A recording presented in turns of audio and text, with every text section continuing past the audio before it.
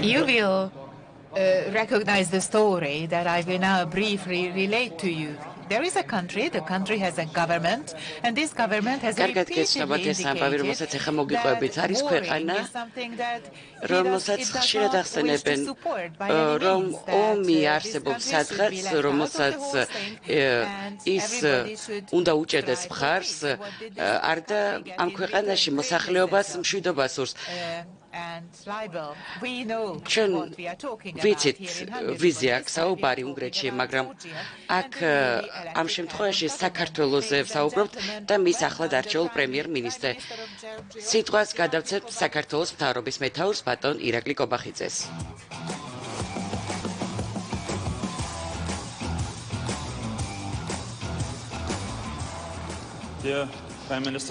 ბატონო პრემიერ-მინისტრო ორბან, პატრიცემლო სტუმრებო, ქალბატონებო და ბატონებო.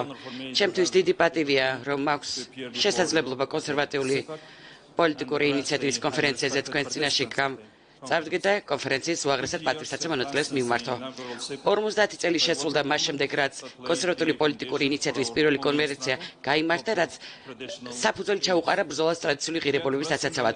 თუმცა ბოლო პერიოდში გაიმთავრებული და მოსალოდნელი გლობალური პროცესები გვაჩვენებს, რომ კიდევ უფრო გასაძლიერებელია ძალისხმევა ჩვენი მრავალსაუკუნოვანი ტრადიციებისა და ეროვნული იდენტობის დასაცავად. მსოფლიო წესრიგი დღეს მნიშვნელოვან ცვლილებებს განიცდის. საერთაშორისო გარემო იცვლება და ამ გამოწვევებთან გამკლავება კოორდინირებულ ძალისხმევას მოითხოვს. ერთად მუშაობით ჩვენ შეგვიძლია ხელი შეუწყოთ მოვლენების დადებით მიმართულებით განვითარებას.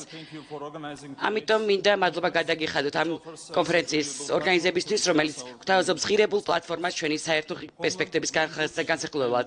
მამული ენა სარწმუნოება. ეს არის სამი მთავარი საყრდენი, რომელიც ქმნის საქართველოს ეროვნულ იდენტობას. მეოთხე საუკუნიდან, როდესაც საქართველომ ქრისტიანობა სახელმწიფო რელიგიად გამოაცხადა. ისტორიულად ჩვენს პატარა, მაგრამ თავისუფლება მოყვარე და ამახ ქვეყანას იმპერიების გზაგასაყარზე უწევდა არსებობდა. საუკუნეების განმავლობაში ქართველები იბრძოდნენ და თავს წირადნენ საკუთარი სამშობლოს მამულის დასაცავად. საუკუნეების მანძილზე ქართველები ერთგულად იცავდნენ საკუთარ ენას. ბოლოს 1978 წელს ჩვენი მშობლების თაობა მტკიცე დადგა ქართული ენის დასაცავად, როდესაც საბჭოთა ხელისუფლებამ ქართული ენისთვის სახელმწიფო ენის სტატუსის გაუქმება გადაწყვიტა. ხალხის პრინციპულობამ შედეგი გამოიღო და საბჭოთა ხელისუფლებას უკან დახევა მოუწია. ჩვენ ქართველებს საუკუნეების მანძილზე გვიწევდა ბრძოლა საკუთარი სარწმუნოების ქრისტიანობის დასაცავად. ჩვენმა ისტორიამ გვასწავლა, რომ ქვეყნის ნებისმიერი ოკუპაცია დროებითია თუ დამპყრობელი ხალხის იდენტობის მოშლას ვერ ახერხებს. ამიტომ ყველა დამპყრობელი თავის პირველ ამოცანად ქართული ხალხის სარწმუნოებაზე შეტევას ისახავდა მიზნად. ბოლოს ამას აკეთებდნენ საბჭოთა ბოლშევიკები, რომლებიც ეკლესიებს ანგრევდნენ და მორწმუნეებს ლოცვას უგზავნდნენ. თუმცა საქართველოს სარწმუნოებისთვის გადახდილ ყველა ბრძოლაში გაიმარჯვა და ქრისტიანობა დაიცვა და შეინარჩუნა. ჩვენი ქვეყნის დღევანდელი გამოწვევები მსგავსია იმისა, რომელსაც წინაშე საქართველოს საუკუნეების მანძილზე იდგა. ყველაზე საინტერესო კი ისაა, რომ ეს გამოწვევები დღეს მთელი მსოფლიოს გამოწვევად იქცა, რომლებიც რისკებს თანაბრად უქმნის როგორც პატარა, ისე ყველაზე დიდ ქვეყნებსა და ერებს. დღეს ეგრეთ წოდებული ლიბერალები აყენებენ რისკის ქვეშ ქვეყნებისა და ერების იდენტობას მთელი მსოფლიოს მასშტაბით. ამგვარი რისკების წინაშე ყველაზე მეტად ევროპა და შეერთებული შტატები დგანან, სადაც ეგრეთ წოდებული ლიბერალური იდეოლოგიას ყველაზე ფართოდ აქვს ფესვები გათქმული. უკონტროლო მიგრაცია უდიდეს საფრთხეს უქმნის ევროპული ქვეყნების ეროვნულ იდენტობას. თუ პროცესები არსებული ტემპით გაგრძელდება, არაერთ ევროპულ ქვეყანაში ადგილობრივი მოსახლეობა ძალიან მალე უმცირესობით იქნება წარმოდგენილი. ეგრეთ წოდებული ლიბერალები განსაკუთრებული ენთუზიაზმით იბრძიან ქრისტიანობას წინააღმდეგ. ეგრეთ წოდებული ლიბერალებსა და ბოლშევიკებს შორის ერთადერთი განსხვავება ისაა, რომ ბოლშევიკები რელიგიის წინააღმდეგ ბრძოლის მთავარ იარაღად უროს იყენებდნენ, ეგრეთ წოდებული ლიბერალები კი ქრისტიანობას პროპაგანდით ებრძვიან, რომელსაც მედიის ტოტალური კონტროლის პირობებში უროზე ბევრად დიდი ძალა აქვს. დღეს საქართველოს მართლმადიდებელ ეკლესია მათი თავდაცვის განსაკუთრებული სამიზნეა. ორიოდე დღის წინ ქართულმა ეგრეთ წოდებულმა ლიბერალებმა საქართველოს ეროვნული იდენტობის კონფერენციის კონცეფციის შეცვლაც კი სცადეს და სიტყვები მამული ენა სარწმუნოება სიტყვებით მამული ენა ერთობა შეცვალეს. და მოიღეს რელიგია რწმენა ამ სამებიდან. ეგრეთ წოდებული ლიბერალების კონცეფციით არა მხოლოდ ქვეყანასა და ერთ ცალკეულ ადამიანსაც კი არ უნდა ჰქონდეს რაიმე მყარი იდენტობა, არ უნდა არსებობდეს რაიმე მორალური ზღვარი ადამიანის პირად ცხოვრებაში. ამ პროპაგანდას აქვს შემაშფოთებელი შედეგები როგორც ევროპაში, ისე შეერთებულ შტატებში. როგორც სოციოლოგიური კვლევები ადასტურებს, შეერთებულ შტატებში და ევროპის ქვეყნების დიდ ნაწილში 18-25 წლის მოსახლეობის დაახლოებით 20% საკუთარ თავს LGBT პირად აცხადებს. ეს მაჩვენებელი სამჯერ ნაკლებია 26-32 წლის ასაკის ახალგაზრდებში, რაც იმას ნიშნავს, რომ პროპაგანდამ LGBT პირების რაოდენობა სულ რაღაც 7 წელიწადში გაასამაგა. ეგრეთ წოდებული ლიბერალების პოზიციის მიხედვით ადამიანს არ უნდა ჰქონდეს მყარი გენდერული იდენტობა და ის ცხოვრების ნებისმიერ ეტაპზე თავად უნდა ირჩევდეს საკუთარ სქესს. ბავშვსაც კი უნდა ჰქონდეს სქესის არჩევის და შეცვლის უფლებაო. ეგრეთ წოდებული ლიბერალებისთვის მიუხედებელია გენდერულად განსაზღვრული ტერმინების გამოყენება, როგორიცაა ის მაგალითად ქალი და კაცი, ან დედა ან მამა. რამდენიმე ათეული წლის წინ ვერავინ წარმოიდგენდა, რომ ცივილიზებულ სამყაროში ასეთ საკითხებზე მოგვიწევდა სერიოზული მსჯელობა. ფაქტია, რომ ამ თემებზე დღეს არა მხოლოდ სერიოზული მსჯელობა წარიმართება, არამედ ყველა ვინც საპირისპირო პოზიციას გამოხატავს, ზუსტად ისევე ხდება დევნის ობიექტი, როგორც წარსულში ბოლშევიკები დევნიდნენ მოაზროვნე ადამიანებს და ეკლესიებს ახურებს. საზოგადოოდ ეგრეთ წოდებული ლიბერალები, რომლებიც თავისუფლებას ხშირად შირმად იყენებენ, ყველაზე შეუწყნარებლები არიან ადამიანის უფლებების, განსაკუთრებით კი სიყვარულისა და გამოხატვის თავისუფლების მიმართ. ეგრეთ წოდებული ლიბერალებისთვის სინამდვილეში სრულად უცხოა ისეთი ღირებულებები, როგორც არის თავისუფლება და შემწყნარებლობა. ამ მიდგომის გაგრძელება ნარკოპოლიტიკის ლიბერალიზაციის კამპანია, რომელიც ეგრეთ წოდებული ლიბერალები აქტიურად აწარმოებენ ნარკოტიკები, ადამიანში მოაზროვნე ინდივიდს კლავენ და ღირებულებებისგან დაცლილ სუბიექტად აქცევენ. ეგრეთ წოდებული ლიბერალები ასევე იბრძვიან ქვეყნის იდენტობის ისეთი უმნიშვნელოვანეს საყრდენს, როგორიც სახელმწიფო სუვერენიტეტია. თუ პროცესები იმ მიმართულებითაც დღემდე წარიმართება, სახელმწიფო სუვერენიტეტს მალე უკვე ფორმალურადაც კი ზუსტად ისეთივე მიუღებელი ღირებულებად გამოაცხადებენ, როგორადაც დღეს ქვეყნის ეროვნულ და რელიგიურ იდენტობას ვიცხადებენ. საქართველო დღემდე არსებითად წარმატებით ახერხებს როგორც საკუთარი ეროვნული, ისე რელიგიური იდენტობის, ისე ტრადიციული ღირებულების დაცვას. თუმცა ჩვენ წინსანშეს ურთულესი გამოწვევები დგას. ეგრეთ წოდებული ლიბერალები აქტიურად ცდილობენ ქართულ საზოგადოებაში საკუთარი იდეოლოგია გაავრცელონ და სახელმწიფოს და საზოგადოების საფუძვლები შეარყიონ. ამ გამოწვევებზე sapasუხოდ ჩვენ საქართველოს პარლამენტში დავაინიცირეთ საკონსტიტუციო ცვლილებების პროექტი, რომელიც ოჯახური ფასეულობების და არასრულწლოვანთა ინტერესების დაცვას ისახავს მიზნად. კანონპროექტი კრძალავს ერთსქესიანი სამოქალაქო პარტნიორობის დაკანონებას, ერთნაირსქესიანი ან პოლიგამიური წყვილის მიერ არასრულწლოვან შვილად აყვანას, ადამიანის სქესის შეცვლას პირადობის დამადასტურებელ დოკუმენტში, გარდა ქალისა და მამაკაცისა სქესის შესახებ რაიმე სხვა ჩანაწერის შეტანას, ერთსქესიანი ოჯახური ან ინტიმური ურთიერთობის, ინცესტის, ერთსქესიანი წყვილის მიერ შვილის აყვანის და სქესის შეცვლის პოპულარიზაციას. გვაქვს დიდი იმედი, რომ აღნიშნული კანონპროექტის ცვლილებები ეგრეთ წოდებულ ლიბერალურ იდეოლოგიას წარმატებით დაუპირისპირდება და ოჯახური ფასეულობებსა და არასრულწლოვან დაცვის სქემაში მნიშვნელოვან წვლილს შეიტანს. მადლობა. ყველასთვის მისაბაძია უნგრეთის პრინციპულობა ქვეყნის და მისი მოსახლეობის ეროვნული ინტერესების დაცვის თვალსაზრისით. უნგრეთის ხელისუფლება პირადად პრემიერ-მინისტრი ვიქტორ ორბანი მტკიცედ დგანან უნგრეთის ეროვნული და რელიგიური იდენტობისა და ტრადიციული ღირებულების სადარაჯოზე. მიუხედავად ურთულესი გამოწვევებისა, თქვენ არ დაუშვით უნგრეთში მიგრანტების უკონტროლო შემოსვლა, რითაც ქვეყანას შეუნარჩუნეთ მყარი ეროვნული იდენტობა. თქვენ მტკიცედ გახართ უნგრეთში ქრისტიანობისა და ქრისტიანული ფასეულობების სადარაჯოზე. თქვენ მტკიცედ უპირისპირდებით ეგრეთ წოდებული ლიბერალურ პროპაგანდას, რათა არ დაუშვათ ბავშვებზე და ახალგაზრდებზე მავნე ზემოქმედება და მათი მორალური ღირებულების შერყევა. თქვენ მყარად ითავსებთ უნგრეთის სახელმწიფო სუვერენიტეტს, რაც ქვეყნის ეროვნული ინტერესების დაცვის და რეალიზების აუცილებელი პირობაა. უნგრეთი და მისი ხელისუფლება პირადად პრემიერ-მინისტრი ვიქტორ ორბანი არიან მისამაძი მაგალითები ყველასთვის, ვისთვისაც სიტყვა სამშობლოს და პატრიოტიზმის განსაკუთრებული ფასია. შესაბამისად, ჩემთვის განსაკუთრებული პატივია, რომ დღეს ვარ თქვენი სტუმარი და თქვენთან ერთად ჩვენ საერთო ღირებულებებზე მსჯელობის შესაძლებლობა მაქვს. ევროკავშირში გაწევრიანება საქართველოს და ქართველი ხალხის მთავარი საგარეო პოლიტიკური პრიორიტეტია. დარწმუნებული ვარ, რომ ძალიან მალე საქართველო გახდება ევროპული ოჯახის სრულფლებიანი წევრი და ჩვენ ერთად შევძლებთ მნიშვნელოვანი წვლილი შევიტანოთ ევროკავშირის გაძლიერებაში, მხარ ღირებულებებზე დაფუძნებული ევროპის მშენებლობაში. ღმერთმა მოგწეს ძალა და მოგიმართოს ხელი ამ უმუშაო საქმეში. დიდი მადლობა.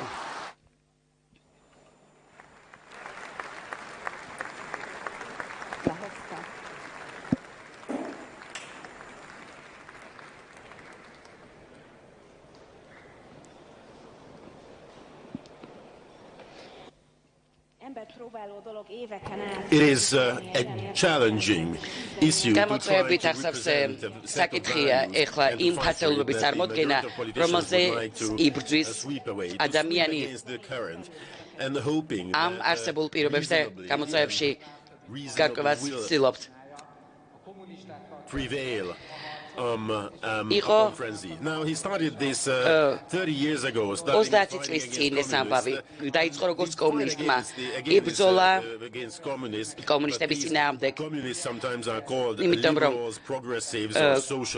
ხანდახან მათ თუ სოციალისტებსაც და ლიბერალებსაც უწოდებენ, მაგრამ ამ პარტიის წინააღმდეგ იბრძოდა.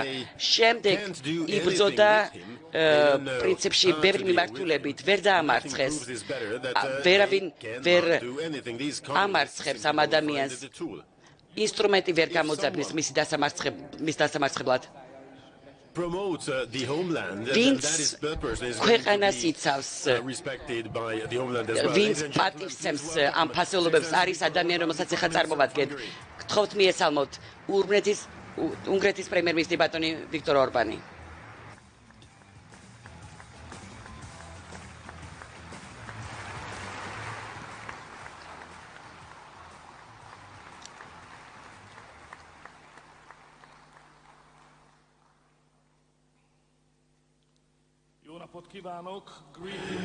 Good day, ladies and gentlemen. მოგესალმებით ქალბატონებო და ბატონებო. I'd like to welcome მინდა მივესალმო the conservatives who კონსერვატორებს, here from different რომლებიც corners of the world, from სოფლის Washington სხვადასხვა to კუთხიდან Georgia, შეიკრიბნენ, from მათ შორის Estonia საქართველოდან, to Chile. ესტონეთიდან, And ჩილედან I would especially და like to extend my განსაკუთრებული heartfelt welcome to მილოცვით Let's Lap, our good old მივესალმებით friend. ჩვენს ძალიან კარგ მეგობრებს, we could not be ვის here გარეშეც today. Thank you very much. ჩვენ ესე გამართულნი ვერ ვიქნებოდით. დიდი მადლობა. Heartfelt welcome to all here in გულთულად Budapest. მივესალმები ყველას I really ბუდაპეშტში. delighted to მე have the ძალიან მახარებს, რომ აქვს opportunity of შანსი meeting you, greeting you personally, პირადად თქვენ although it's well known that მიგიღოთ, you cannot, მოგესალმოთ, break the world გიმასპინძლოთ, record in swimming in the morning. დილითაც გქონდა შეხვედრა. დღეს Is well უნდა ითქვას, რომ known in international უნგრეთს politics კარგად today. იცნობენ This is საერთაშორისო პოლიტიკაში და really ურთიერთობებში. unusual, იმიტომ because this is a ნამდვილად country of უცნაური 10 ამბავია. 10 მილიონია with a ჩვენი modest მოსახლეობა. armed force, მოგზალებული, with a შეიარაღებული mid-range ძალები გვყავს. GDP. საშუალო მეშეპეც მაჩვენებელი საშუალო არ არის მნიშვნელოვანი და საინტერესო პრინციპში ამ კუთხით არაფერია, მაგრამ ამას თუ ბრიუსელიდან, ბერლინიდან, მოსკოვიდან, ვაშინგტონიდან ან პეკინიდან შევხედავთ, ასეა. However, თუმცა real friends ჩვენი really has a place here. ღირსება არის მთავარი. Still, აქ there is უნდა ითქვას, რომ attractive, something რაღაც exotic. ძალიან საინტერესო, ძალიან ეგზოტიკური უკავშირდება ამ ქვეყანას. ალბათ ენა, რომელსაც ვერავინ ვერ ხვდება, რომელიც არავინ არ იცის, რომელიც არავის არ ესმის, Homo sapiens-თა შორის. How on earth would არ ესმით, როგორ შეიძლება ასეთი უცნაური ენით ისაუბროს ვიღაცამ 10 მილიონმა ბუნებრივია თუ რაიმე შეეცდები შეიძლება რაღაც გამოგივიდეს, მაგრამ მაინც ეს ენა ისტორიულად მომდინარეობს, ეს ხალხი ინაყავს ამ ენას, სახელმწიფოს და ართმობენ დამოუკიდებლობას ერთი ინჩითაც. თუმცა ყველაზე მნიშვნელოვანი და საინტერესო ის გახლავთ, რომ მთელი ევროპის ტერიტორიაზე ლიბერალურმა ცნებებმა გადაუარა და წალეკა კონტინენტი და აქ ჩვენთან ნახავთ განსხვავებულ სივრცეს. ეს არის სივრცე, რომელიც ბრიუსელიდან არ იმართება. ის შტორმი, რაც ბრიუსელში და ვაშინგტონშია და ჰურიკანი, რაც ვაშინგტონშია, ჩვენთან არ მოქმედებს. ჩვენ წარმატებული, ჩვენ გამარჯვებული ხალხი ვართ და ყოველთვის ასევე იქნებით. ამიტომ მოგესალმებით ამ განსხვავებულ კუნძულზე. ეს არის აბსოლუტურად სხვა სულისკვეთების მქონე კუნძული. ქალბატონებო და ბატონებო, ეს არის კონსერვატორთა კონფერენცია ევროპაში. და ჩვენს დაძლევას ცდილობს ვიღაცა. ეს არის იმ იდეოლოგიის კონფერენცია, რომელსაც ვერ აშანტაჟებენ, ვერ დაძლებენ.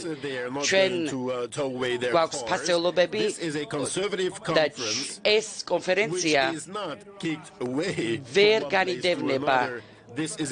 ეს არის ჩვენი იდეოლოგიის წარმოჩინების კონფერენცია და ჩვენ ვერავინ ვერ შეგვეწინააღმდეგება.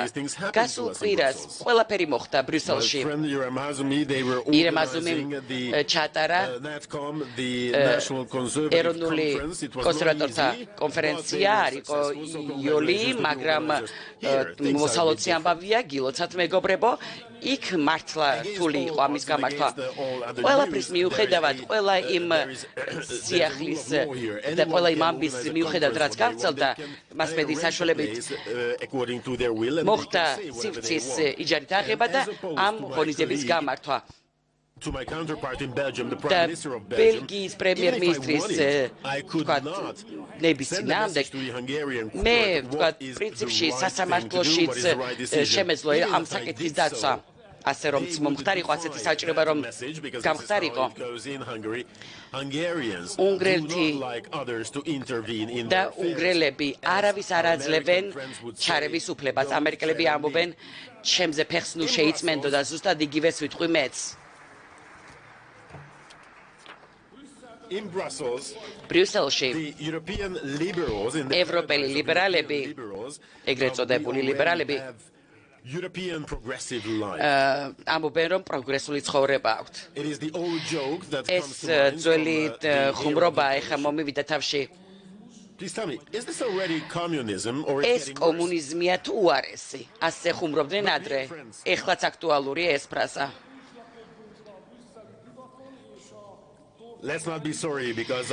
პრინციპში ეს რთული დროა ბრიუსელისთვის, მაგრამ ძალიან კაფიოდ გავმიჯოთ ეს ამბები და კონცენტრაცია გავაკეთოთ ამ დღევანდელ ღონისძიებაზე. ავსტრალიიდან მივესალმებით დელეგაციას. როდესაც დაიწყო 2015 წელს მიგრაცია, ის იყო დასავლეთიდან პრემიერ-მინისტრი, რომელიც ჩვენ გვიყურებდა, ჩვენთვის გმირია ეს კაცი, იმიტომ რომ მიგრაცია რო დაიწყო, მან შეაჩერა ეს ტალღა, მან გააჟღერა ესეთი ფრაზა, თუ უკანონოდ ჩამოხვალ და გადმოკვეთ ჩვენ საზღვრებს, დაიჯები. და ამიტომ ეს მტკიცედ დაიწყო ეს პოზიცია. ის თავიდან იყო მისაბაძი ადამიანი, ეხლა უკვე მეგობარია და ჩვენ მივესალმებით, რომ ეს ადამიანი ჩვენ გვესწრება პრემიერ-მინისტრის რანგში. მე ასევე მინდა მივესალმო იანეს ჯონშოს, სლოვენიის მუდმივი მარადმწვანე პრემიერ-მინისტრი.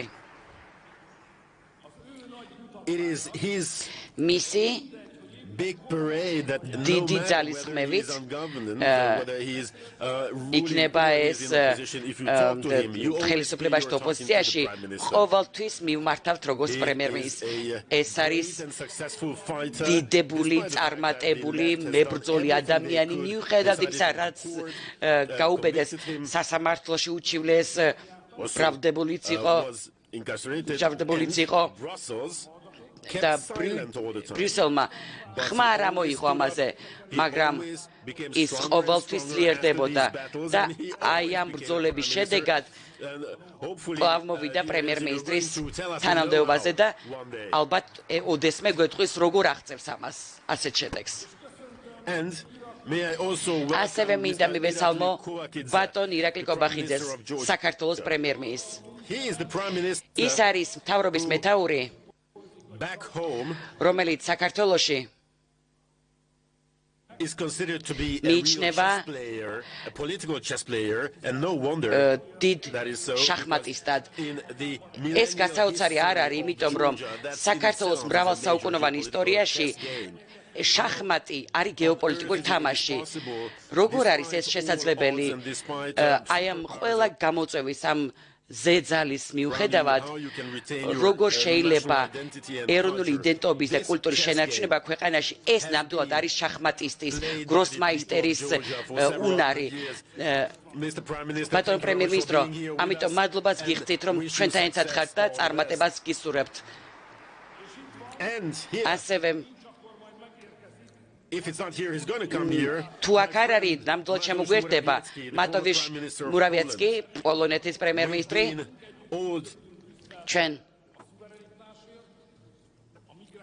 Friends in fight. მეგობრები ვართ ბრძოლაში, სუვერენიტეტის დაცვაში, ოჯახური ფასეულობების დაცვაში, ჩვენი შვილების დაცვაში.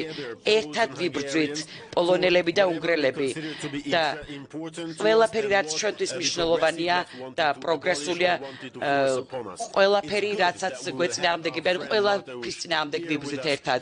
და ის აქ თუ არ არის, მაინც შემოგვიერთდება მალე. და ის პოლონეთის ძალას ხელმძღვანელობს ბრიუსელში და შეერთებული შტატებიდან, ისრაელიდან, ესპანეთიდან, ბრაზილიიდან, ბევრი ჩინეთიდან, ჩილედან, ბევრი გვესწრება, ბელგიიდან, საფრანგეთიდან და ასევე მივესალმები წარმომადგენლებს Hungarians living abroad. Thank you very much for being here. This is უნგრეთის დიასპორის წარმომადგენლებს.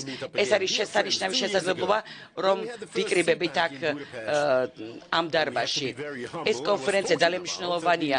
მე ძალიან მოგზაურობულად საუბრობდი უნგრეთის რეცეპტზე, წარმატების რეცეპტზე და რამოდენიმე წლის წინ ვახსენე, რომ უნგრეთი არის ლაბორატორია, ექსპერიმენტული ლაბორატორია პროგრესული ვირუსის წინააღმდეგ, საერთაშორისო პატენტების წინააღმდეგ. ეს მნიშვნელოვანი თეორიული საკითხია. დღეს 2024 წელს არა გვაქვს საქმე თეორიასთან, ჩვენ საქმე გვაქვს უკვე პრაქტიკასთან. მთელ მსოფლიოში რაც ხდება გამოწვევების, არჩევნების კუთხით, ეს ყველაფერი არის გასათვლელი, გასაანალიზებელი. ეს არჩევნები მსხვილი გეოპოლიტიკური ცვლილებების თანადროულად ხდება. მთელი მსოფლიოს ცვლილების პარალელურად უნდა ვიცოდეთ, როგორ ვიაროთ წინ, რომ არ დაგვემუქროს საფრთხე. მათი ჩანაცვლება, ვინც ჩვენი ფასეულობების წინააღმდეგ ხდება, არის მთავარი. ეს არის ჩვენი სულისკვეთება, ამიტომ არ დაგავიწყდეთ, რომ ისინი არ შენელდებიან, არ გავლენ უკან. ძალიან საშიში ოპონენტები არიან, არ აქვთ მორალური ლიმიტი და კომპასი. და არ შეეშინდებათ მათი ძალაუფლების და ინსტრუმენტების გამოყენება. საჭიროების შემთხვევაში სახელმწიფო ძალასაც გამოიყენებენ ჩვენს წინააღმდეგ, ჩვენი ფასეულობების წინააღმდეგ და ყველაფერი ეს ჩვენი თვალწინ მოხდება. ეს ხდება ბრიუსელში, ესე მოხდა პრეზიდენტი ტრამპის შემთხვევაში. ჩვენ ვამხნევებთ მას არა მარტო არჩევნებში, არამედ სასამართლოშიც. ჩვენ ვიცით, რომ ის გამარჯვებული გამოვა სასამართლო დარბაზიდან. ჩვენი ოპონენტები ძალაუფლებას ინარჩუნებენ ზოგიერთ უწყებაში და ჩვენ გვინდა, რომ მათ სხვა სარგებელი კი არ მიიღონ, არამედ იმ ფასეულობებისთვის იბრძოლო, რაც ყველასთვის მნიშვნელოვანია. დასავლეთში ქვეყნები, ჩვენი ქვეყანა ამ პრინციპით დადის წინ და მიიწევს წინ. ჩვენ ვიცით, როგორი პოლიტიკური წინააღმდეგობა იყო კომუნისტების მხრიდან. მაგრამ ყველამ არ იცის დასავლეთის ქვეყნებში. სწორედ ამიტომ რამოდენიმე წუთი უნდა დავუთმოთ ამ ისტორიულ რაკურსს. ძვირფასო მეგობრებო, ადრე კომუნისტები, ეხლა ვითომ პროგრესიული ნაკადი ცდილობდა ჩვენი პირიდან ყველის ნაჭრის გამოღებას. იქამდე მივიდნენ, რომ სახელმწიფო ინსტრუმენტები გამოიყენეს ამისთვის და ჯორჯ ორველმა ეს ყველაფერი დაინახა და თქვა, რომ ომი არის მშვიდობა, თავისუფლება არის მსახურება და ცოდის არქონა არის ძალაუფლების არქონა. ეს პირველ ეტაპზე ითქვა, რომ წინააღმდეგობაში მოდიოდა ამ მდგომარეობასთან. ომი არ არის მშვიდობა. მშვიდობა კითხვის ნიშნის ქვეშ არ უნდა დადგეს ესეა ბრიუსელში და არ უნდა მოხდეს მიგრაციის მხარდაჭერა. რატომ ხდება დანაშაულის მაჩვენებლის ზრდა, რატომ ხდება აი ამ ნდობის შერყევა, რატომ ხდება ნდობის გაქრობა საზოგადოებაში. სწორედ ამიტომ მინდოდა მეთქვა, რომ ეს ფაქტორები არის გასახსენებელი და კარგად გასაანალიზებელი. რაღაც პრობლემაა იმაში, რომ ვიღაცა სხვანაირად ფიქრობს, ან სულელია, ან გიჟია. მათ უნდათ ისეთი შთაბეჭდილება შექმნან საზოგადოებაში, რომ ხალხი თუ პრინ მოусმეს მათ, რაღაც ფატალური უბედურება ხდება, თუ ჩვენ ოჯახურ ფასეულობებს დავიცავთ არა და პირიქით. ჩვენ უნდა ვთქვათ, რომ მათ საშიში გზა, საფრთხის შემცველი გზა აირჩიეს და დემოკრატიის ფასეულობები სულ აერიათ, ამიტომ დასკვნები არასწორად კეთდება. თუ ჩვენ არ ვიზიარებთ იმ